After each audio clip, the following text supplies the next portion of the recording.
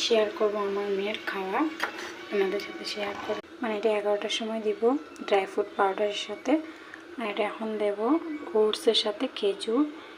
তারপরে কী কই আমরা তো এই যে কই ইংলিশে কী কই আমার মনে নাই, 2টা কিশমিশ দিয়ে এখন আমি ওটস দিয়ে দেবো। সকালে আমার মেয়ে মিশা করলাম না, ডুমুর ভরে একটা খিচুড়ির মতন বানাইলাম, বানিয়ে রেখে দিলাম। মেয়ে উঠবে না, তাও পাড়া না এখনও ঘুম থেকে, এমনি কাম টাম সব সেরে নিই। ওটস রেডি, এটা চামচটা খাওয়ায় না, অনেক পাতলা দেখি চামচটা খাওয়ায় না।